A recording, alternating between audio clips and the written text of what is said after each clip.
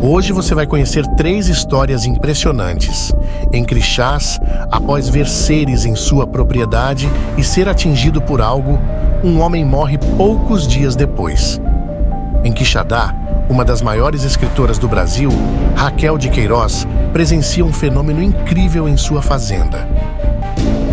E em Siderópolis, um garoto é paralisado em 2 ocasiões diferentes, ao avistar algo estranho nos céus. Estas 3 histórias você vai conhecer a partir de agora. Eles estiveram aqui. Contatos imediatos no Brasil. Bem-vindos ao canal Arquivo de Mistérios. Agosto de 1967. Crixás, Goiás.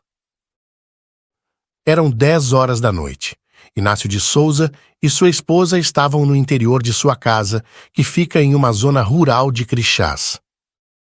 De repente, o casal ouviu um som estranho do lado de fora.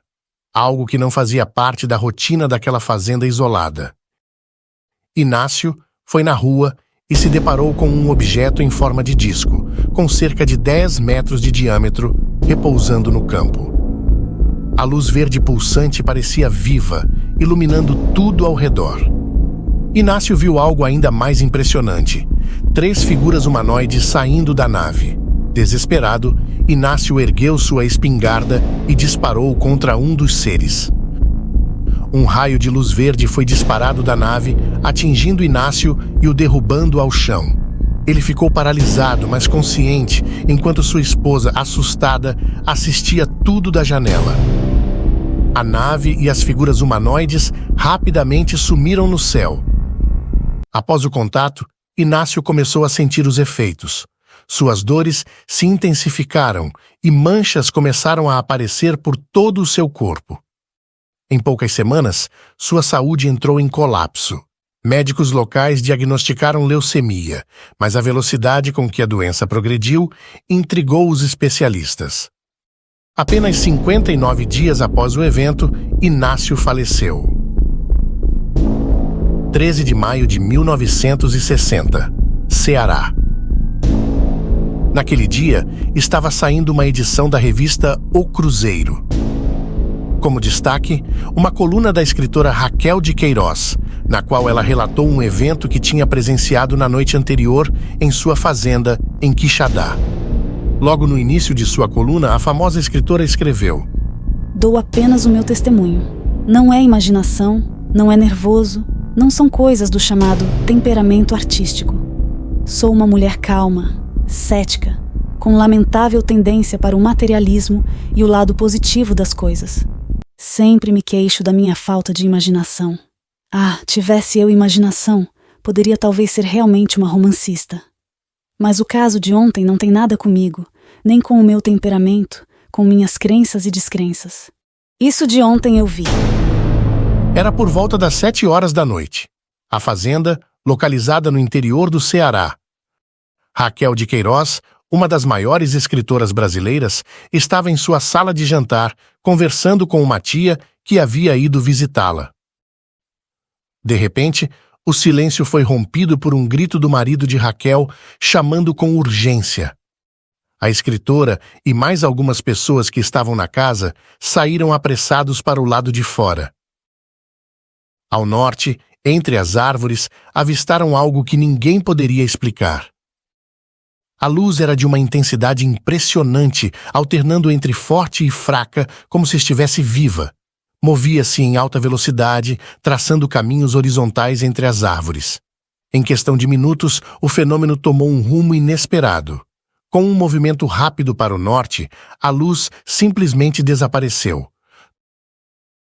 Todos aguardaram para ver se a luz retornava, mas isso não aconteceu. No dia seguinte, outras pessoas na região relataram ter visto o mesmo fenômeno. A luz, disseram, parecia estar dançando no céu, e seu brilho era tão forte que iluminava o chão.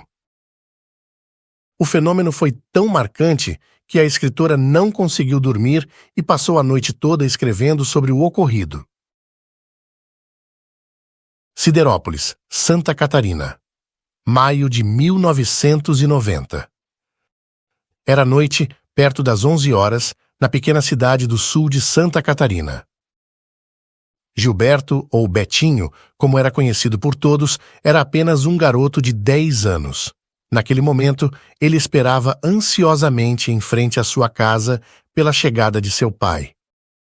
A rua, iluminada por poucas lâmpadas de postes, estava tranquila, até que um som intenso, semelhante ao de um motor poderoso, ecoou pelo ar. Confuso, Betinho olhou para o céu e ficou paralisado de espanto. Acima dele, um objeto em forma de disco girava rapidamente, com luzes coloridas que mudavam com uma velocidade hipnotizante. O garoto tentou correr para a garagem, buscar abrigo, mas algo estranho aconteceu. Seus pés pareciam colados ao chão, como se uma força invisível o segurasse. Ele tentou gritar por ajuda, mas sua voz simplesmente não saía.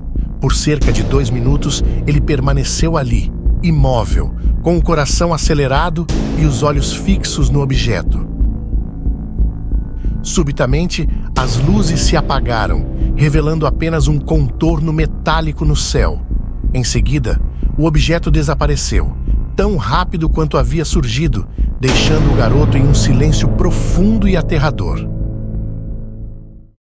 3 anos depois, já com 13 anos, Betinho estava em uma situação bem diferente. Era quase 11 horas da noite, e ele saía da casa de uma colega, onde haviam trabalhado em um projeto escolar. Caminhando até o portão, ele sentiu algo familiar. Um brilho intenso capturou sua atenção. No alto de um morro escuro, coberto por árvores densas, uma luz brilhante parecia dançar entre as sombras. Mais uma vez, Betinho tentou se mover, mas seu corpo parecia preso por uma força invisível.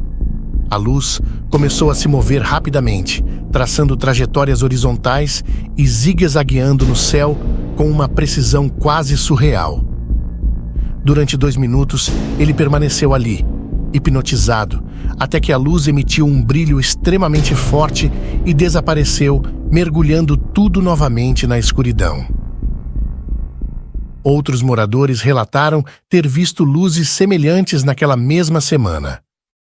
Apesar das especulações, nenhum especialista conseguiu explicar o que realmente aconteceu. Mas o que aconteceu em Crixás, Goiás? E na fazenda da escritora Raquel de Queiroz? E em Siderópolis? Seria tudo fruto da imaginação? Ou estamos sendo visitados por seres de outros mundos? Nos próximos episódios da série Eles Estiveram Aqui, mais casos intrigantes como estes. Este é o canal Arquivo de Mistérios.